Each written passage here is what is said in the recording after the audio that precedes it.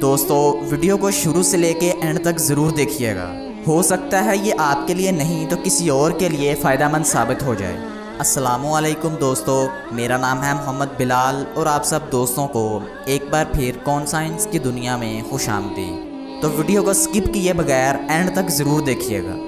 जब किसी शादीशुदा जोड़े की औलाद नहीं हो रही होती तो वो फौरी तौर पर डॉक्टर से रजू करता है, जो दोनों के मेडिकल टेस्ट करके देखता है कि ये तिब्बी लिहाज से बच्चा पैदा करने की सलाहियत रखते हैं या नहीं। बाज़ केसेस में तो ये सामने आ जाता है कि बच्चा पैदा करने की बुनियादी अहलियत तो रखते हैं, मगर इसकी राह में कुछ आर्जी रुकावटें हाइल हैं। वो इलाज के ज़रिए इन रुकावटों को दूर कर देते हैं और यूँ इस जोड़े के यहाँ बच्चे की विलादत हो जाती है।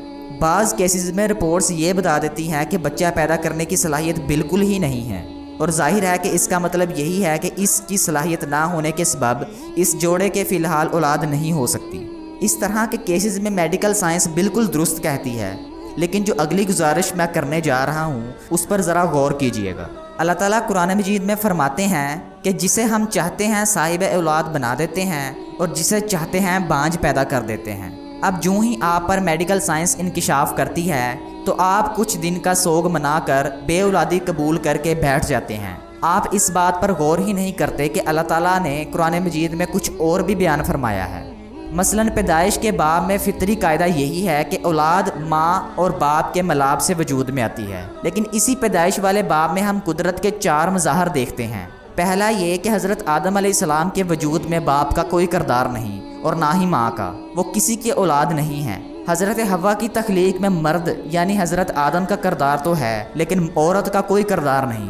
हज़रत ईसा अलैहिस्सलाम को अल्लाह ताला ने बग़ैर बाप के पैदा फरमाया, यानी उनकी तख्लीक में औरत का किरदार तो है लेकिन बाप का कोई किरदार नहीं। इंसान के वजूद में आने के ये तीनों अजीम शान नमूने ख़ास हैं, जो इन तीनों मौक़ों के अलावा कहीं नज़र नहीं आए और ना ही नज़र आ सकेंगे। लेकिन इंसान की पैदाइश के मामले में सूरत मरियम का आगाज़ ही एक चौथी तरह का मामला पेश करता है, जो इस लिहाज से तो ख़ास है कि हज़रत ज़करिया अलैहिस्सलाम बुढ़ापे की इंतहा में अल्लाह से औलाद मांगते नज़र आ रहे हैं और जवाब में खुशखबरी भी हज़रत याहया अलैहिस्सलाम की पैदाइश की मिल रही है। लेकिन इस लिहाज से आम है कि आज भी बहुत से अफराद को अल्लाह ताला बुढ़ापे में औलाद से नवाजते हैं। हज़रत ज़करिया अलैहिस्सलाम के वाक़े में काबिल गौर बात यह है कि बुढ़ापे में अल्लाह से औलाद मांगने का ख्याल इन्हें हज़रत मरियम अलैहिस्सलाम के पास बेमौसम फल देखकर आया, और उन्होंने सोचा जिस तरह अल्लाह ताला हज़रत मरियम अलैहिस्सलाम को बेमौसम फल दे रहा है, वैसे ही मुझे बुढ़ापे वाली खुश्क साली मौसम में औलाद भी तो दे सकते हैं। बस फिर क्या किया था, उन्होंने अपने रब के आगे दुआ पेश कर दी, और दुआ भी यूँ की कि कोई और ना सुन सके।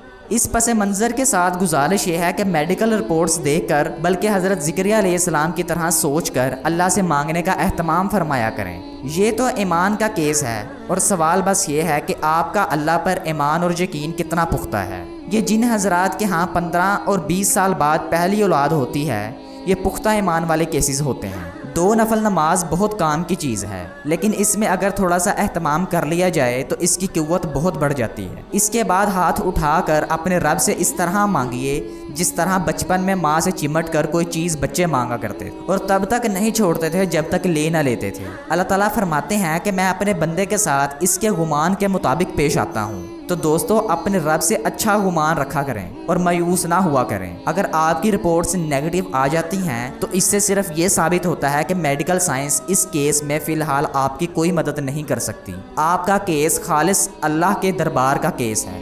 आप मेडिकल रिपोर्ट्स पर अल्लाह के दरबार को भी छोड़ देते हैं, लेकिन क्यों?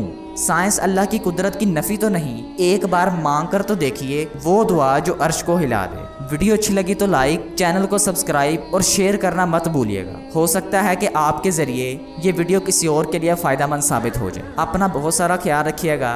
मिलते हैं नेक्स्ट वीडियो में। अल्लाह हाफिज़।